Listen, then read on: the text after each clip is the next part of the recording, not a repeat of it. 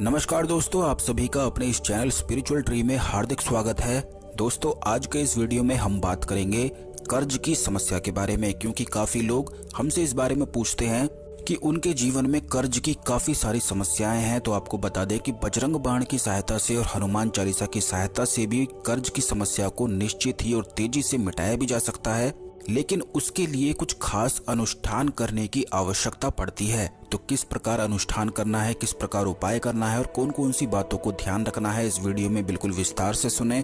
सबसे पहले तो वीडियो को लाइक करके कमेंट बॉक्स में जय श्री राम जय हनुमान अवश्य ही लिख दें, जिससे भगवान हनुमान की कृपा आप पर हमेशा बनी रहे। क्योंकि आपको बता दें कि भगवान हनुमान मंगल ग्रह के स्वामी भी बताए जाते हैं, कहे जाते हैं।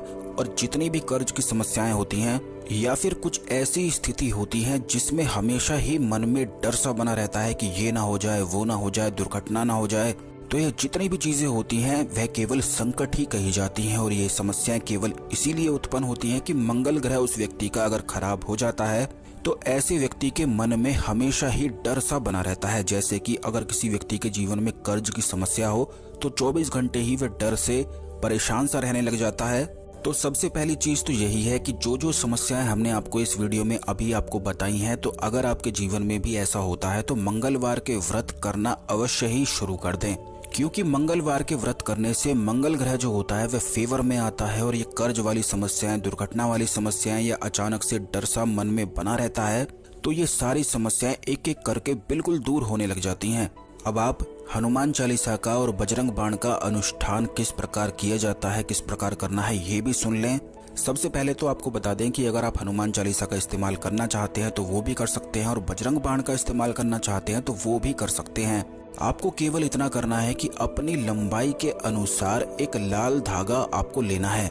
ध्यान रखें कि उसी व्यक्ति की लंबाई के अनुसार आपको लाल धागा लेना है जिसके जीवन में कर्ज की समस्याएं या जिसके जीवन में बहुत ज्यादा संकट आते ही रहते हैं और हमेशा ही उसके मन में हमेशा डर सा बना रहता है। तो उसी व्यक्ति की लंबाई के अनुसार लाल धागा लेकर उस धागे को बिल्कुल हल्दी में अच्छी तरह से आपको रंग देना है। उसके पश्चात आपको एक मिट्टी का दीपक लेना है, और मिट्टी का दीपक भी आपको उतना ही बड़ा लेना है जितनी बड़ी आपकी मुट्ठी है। जैसे कि अगर किसी की उम्र 22 साल है तो उसकी मुट्ठी छोटी होती है, तो उसी अनुसार उसे दीपक लेना है उतना ही बड़ा। और अगर आपकी मुट्ठी बड़ी बनती है तो आपको बड़ा दीपक लेना है। यानी कि इस प्रकार से दीपक का चुनाव आपको इस प्रकार करना है कि दीपक में आपकी मुट्ठी समा जानी चाहिए, तो उसी दीपक का इस्तेमाल आपको करना है। ये जितनी भी बातें हम आपको बता रहे हैं इन्हें बिल्कुल ध्यान से सुनते जाएं, क्योंकि इन बातों को अगर ध्यान से सुनेंगे तो सही से अनुष्ठान आप कर पाएंगे। और आपको ये भी बता दें कि जितने भी अनुष्ठान, मंत्र साधना, प्रयोग आदि वगैरह होते हैं उनमें सारी चीजें और सारी बारीकी का ध्यान रखना बेहद आवश्यक होता है। तो आपको मुट्ठी बनाकर दीपक में डालकर चेक करना है कि आपकी मुट्ठी उस दीपक में समा जाती है कि नहीं समा जाती है, और फिर उसी दीपक का इस्तेमाल आपको करना है। उस दीपक में आपको तिल के तेल का इस्तेमाल करना है, और जितनी आपकी उम्र है, जैसे कि 30 साल 32 साल, तो उतनी ही लौंग आपको लेनी है। ये अनुष्ठान मंगलवार से शुरू करके शनिवार से शुरू करके लगातार 11 दिन तक आपको करना है। अनुष्ठान करने के लिए बिल्कुल एकांत स्थान में बैठकर इस अनुष्ठान को करना है, और पूर्व दिशा की ओर मुख आपको रखना है। भगवान हनुमान की कोई भी फोटो, पंचमुखी या फिर ऐसी फोटो जिसमें वह पहाड़ लेकर जा रहे होते हैं, तो उस प्रकार की फोटो आपको लेनी है। यानी कि जिसमें वह संकट हरने के लिए तैयार हो रहे होते हैं, उस प्रकार की फोटो आपको लेनी है। पूर्व दिशा की ओर मुख करना है। बिल्कुल ध्यान से सुने कि इस प्रकार से आपको बैठना है कि आपका मुख पूर्व दिशा की ओर होना चाहिए, और जो लाल धागा आपने लिया है, जिसे पीली हल्दी से आपने रंग दिया है, उसी बाती का इस्तेमाल करते हुए 2 दिए आपको जलाने हैं। यानी कि एक ही दिए में दोनों डायरेक्शन में, एक पूर्व की ओर मुख होगा उस बाती का और एक पश्चिम की ओर मुख होगा। तो इस प्रकार से दीपक आपको जलाना है, और हाथ में जल लेकर आपको संकल्प लेना है कि हे भगवान हनुमान, मैं 11 दिन का अनुष्ठान करने वाला हूँ। मेरी ये समस्या है कर्ज की, या जो भी संकट या जो भी डर आपके मन में बनता हो, तो वो समस्या या वो ही चीजें आपको संकल्प के दौरान बोलनी है। ये बात भी आप ध्यान रखें कि पहले दिन ही आपको ऐसा बोलना है, और उसके बाद जो 11 दिन आप अनुष्ठान को करेंगे तो उन दिनों में आपको संकल्प नहीं लेना है। संकल्प को केवल पहले दिन ही लिया जाता है और उसके बाद लगातार केवल साधना करी जाती है। 11 दिन बिल्कुल तमस भोजन से बिल्कुल आपको दूर रहना है, फर्श पर सोना है। अगर आप तकिए का इस्तेमाल ना करें तो बहुत ही ज्यादा अच्छा है, क्योंकि तकिए का इस्तेमाल आप करते हैं तो उस समय रीढ़ की हड्डी बिल्कुल मुड़ जाती है। और जब भी आप इस अनुष्ठान को करते हैं, जब भी इस साधना को करते हैं, ये एक प्रकार की साधना है जो अगर बिल्कुल इसी प्रकार से करी जाए जिस प्रकार बताई जा रही है, तो कोई भी ऐसा व्यक्ति नहीं होता है जो उसके जीवन में उसे सहायता प्राप्त ना हो। लेकिन आपको इस बात का ध्यान रखना बेहद आवश्यक है, क्योंकि बहुत लोग ऐसा समझते हैं कि केवल जाप कर लो, हनुमान चालीसा को पढ़ लो, बजरंग बाण को पढ़ लो और सब कुछ हो गया। तो ऐसा बिल्कुल भी नहीं होता है। दीपक जलाना, किस प्रकार के नियम का आप पालन कर रहे हैं, कौन कौन सी चीजें कर रहे हैं, कौन कौन सी चीजें उस साधना में खा रहे हैं, अनुष्ठान में खा रहे हैं, ये सारी चीजें भी बहुत ज्यादा मुख्य होती हैं। इसीलिए इस वीडियो में बिल्कुल विस्तार से हम आपको बता रहे हैं, तो इन्हें बिल्कुल ध्यान से सुना करें। आने वाले वीडियोस में और भी बहुत सारी चीजों को हम आपको बताएंगे। चैनल को अवश्य सब्सक्राइब करके रखा करें, जिससे कोई भी वीडियो बिल्कुल भी मिस ना हुआ करे। तो दोस्तों, वापस इसी टॉपिक पर आते हैं कि हनुमान चालीसा का जब आप अनुष्ठान करेंगे, साधना को करेंगे, यह एक प्रकार की साधना है, तो आपको फर्श पर 11 दिन लगातार सोना है। तकिए का इस्तेमाल ना करें तो बहुत अच्छा है। नहीं तो अगर आपको नींद नहीं आती है बिना तकिए के, तो तकिए का इस्तेमाल भी किया जा सकता है। लेकिन ये बात भी ध्यान रखें कि अगर नहीं करेंगे तो और भी ज्यादा अच्छा है और तेजी से इसके रिजल्ट प्राप्त होते हैं।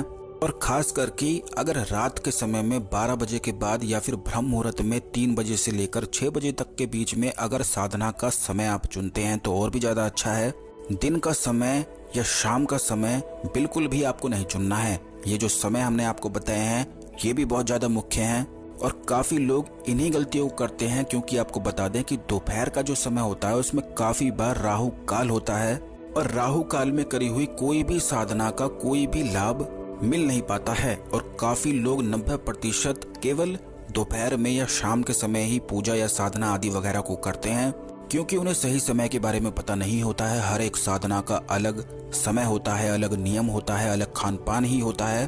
तो ये सारी चीजें हमने आपको बता दी हैं कि तमस वाले भोजन से, लहसुन प्याज से आपको बिल्कुल दूर रहना है और लगातार 11 दिन तक बिल्कुल इसी नियम से, इसी खान पान के साथ आपको 5 बार 11 बार हनुमान चालीसा या बजरंग बाण, इनमें से कोई भी आप चुन सकते हैं। हनुमान चालीसा चुनते हैं या फिर बजरंग बाण चुनते हैं तो दोनों में ही सेम बिल्कुल प्रोसीजर है। बिल्कुल सारी क्रियाएं आपको सही से इसी प्रकार से दोनों के लिए करनी है। दोनों को करने की आवश्यकता नहीं है। दोनों में से जो भी आपको अच्छा लगता है, जो आपके लिए सूटेबल होता है, क्योंकि आप ही जानते हैं कि कौन सी चीज आपके लिए सही से कार्य करती है और कौन सी नहीं करती है। तो हनुमान चालीसा या बजरंग बाण में से आप दोनों में से कोई भी चुन सकते हैं और जिस प्रकार हमने आपको बताया उसी प्रकार सारी साधना को करना है। अनुष्ठान में साधना करते समय जो भी मनोकामना आप बोलते हैं, जो भी संकट आप बोलते हैं, या उस समय जो भी डर आपके मन में होता है, जब आप इस साधना को करेंगे तो साधना करते करते ही आपको स्वयं पता लगने लगेगा कि जो डर या जो संकट या जो दुर्घटना आप ये सोच रहे हैं कि ये ना हो जाए, वो ना हो जाए, तो सारी चीजें एक एक करके आपको ओझल होती हुई मालूम पड़ेंगी। यानी कि जो आपके मन में वो चीजें रुकावट उत्पन्न करती हैं, वो सारी चीजें बिल्कुल गायब हो जाती हैं और हर प्रकार का संकट, दुर्घटना, अब वह चाहे कुछ भी हो सकता है, कर्ज की समस्या के कारण संकट हो, दुर्घटना का ऐसे लगता हो कि कुछ ना हो जाए, ये ना हो जाए, वो ना हो जाए, तो वो सारी चीजें बिल्कुल ठीक हो जाती हैं। ये बात भी आप ध्यान रखें कि जो भोजन आप ग्रहण करेंगे वो बिल्कुल आपको बहुत थोड़ा और अल्प भोजन ही ग्रहण करना है, क्योंकि इस बात का ध्यान रखें कि जब भी कोई साधना, अनुष्ठान आदि वगैरह किया जाता है तो नियम का पालन करना बेहद आवश्यक होता है। जो उपाय होते हैं उनमें नियम का पालन इतना नहीं करना पड़ता है, लेकिन मंत्र साधना या कोई अनुष्ठान जब आप कर रहे हैं तो उस समय इन सभी नियमों को मानना बेहद आवश्यक है। कमेंट बॉक्स में आप दूसरों को आशीर्वाद अवश्य ही दिया करें, जैसे जो भी व्यक्ति इस कमेंट को पढ़ रहा है उसकी मनोकामनाएं पूर्ण हो जाएं, उसको आशीर्वाद मिल जाए, उसके सारे संकट दूर हो जाएं। इस प्रकार से आपको दूसरे लोगों को आशीर्वाद देना बेहद आवश्यक है। तो कमेंट में अवश्य ही इस प्रकार आप कमेंट में लिख दें और कौन कौन सी साधनाओं के बारे में आप जानना चाहते हैं, कौन कौन सी चीजों के बारे में जानना चाहते हैं, वो भी लिख सकते हैं। इस वीडियो को दूसरे लोगों के साथ शेयर करना बिल्कुल भी ना भूलें, क्योंकि जब आप शेयर करते हैं तो इससे जाने अनजाने में ही दूसरे लोगों की मदद हो जाती है, उन्हें भी ज्ञान की प्राप्ति हो जाती है, भगवान हनुमान की ओर वह निकट बढ़ जाते हैं और बस यही आपका अच्छा कर्म है। और शेयर करने के लिए आपको कुछ करना भी नहीं है, यह तो बिल्कुल मुफ्त है। तो यह मुफ्त आशीर्वाद जो आपको प्राप्त हो सकता है, इसको बिल्कुल भी ना गंवाएं। शेयर अवश्य ही किया करें, चैनल को सब्सक्राइब करके रखें। आने वाले वीडियोस में और भी ज़्यादा बहुत खास चीज़ों को हम आपको बताएंगे। धन्यवाद। जय श्री राम। ओम नमः शिवाय। हर हर महादेव।